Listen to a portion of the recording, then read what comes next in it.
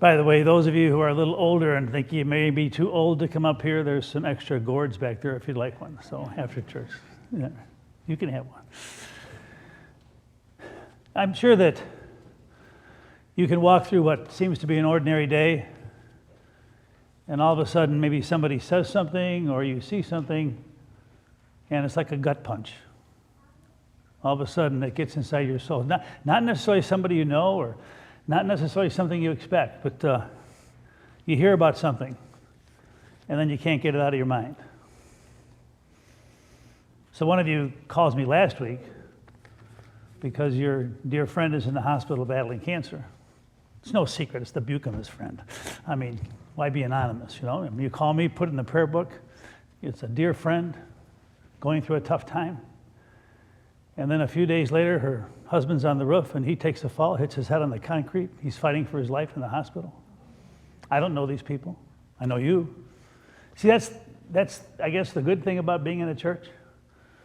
You get to know people you don't know. You get to care about people you've never cared about before.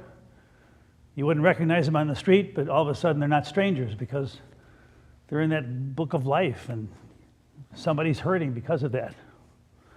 You know, I worry about my sump pump, and here's a family that is shattered, and they need healing.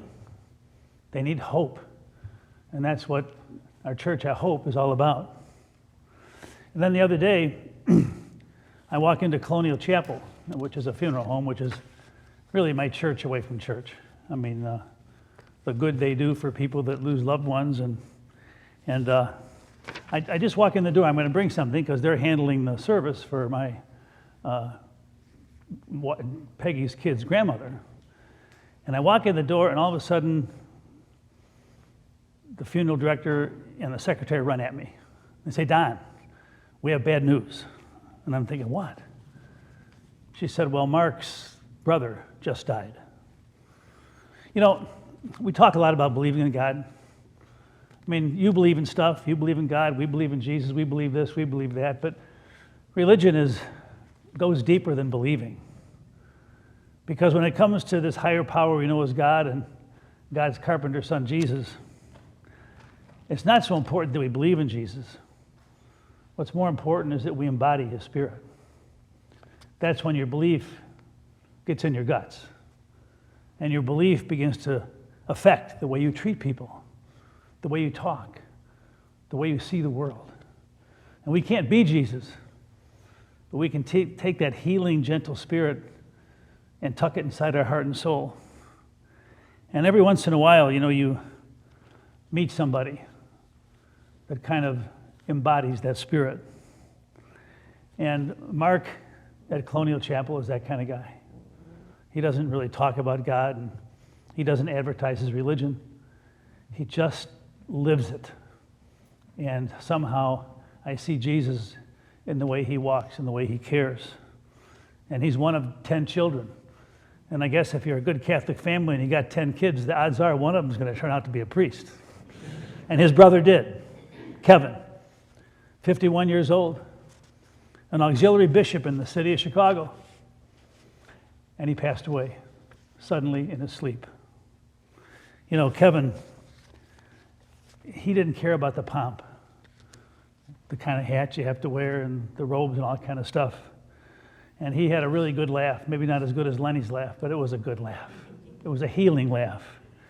And getting to know Kevin as a bishop, you realize he represents the fact it doesn't matter whether you're Lutheran or Catholic or Presbyterian or an agnostic or Jewish, whatever.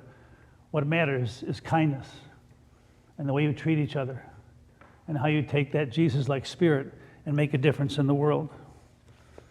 And so Kevin died at the age of 51 on Monday, and Mark left the funeral home right away to go get him, to bring him home, to take care of him.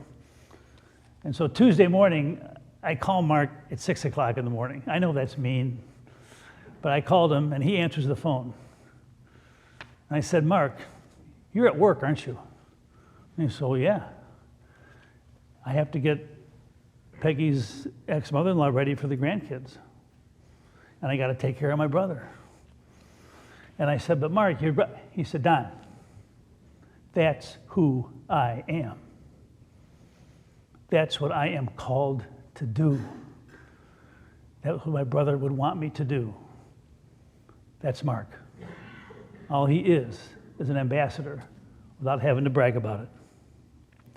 And so, I think of this couple that is going through so much as they just fight to just get through all this.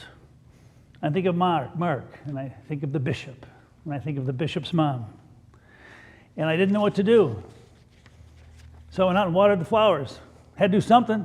The flowers didn't need watering, but I did. So I just went out and turned on the hose and watered the flowers and watered the flowers and watered the flowers, not because they needed it, but because I needed it. And watering the flowers doesn't take away the pain and can't bring a good person back to life. But maybe when you just do something simple, when you water your world with some love and kindness, it can bring healing to somebody that we don't even know. Yes, every day we have to take time to water the flowers with kindness, with humility, with generosity, with grace. Isn't it ironic that in the lesson that Nancy just read, God says this to his people: I will restore my people to their land. I will have mercy on every family. Jerusalem will be rebuilt. Its palace will be restored. And this weekend, Hamas and Israel are fighting. That's where Jesus walked. Already, as we speak today, hundreds of people have been killed in one weekend. We can't stop the war. I guess we never could. But we have to keep watering the flowers, because when we do that, miracles can happen. Amen. If you're able to, please rise for the creed.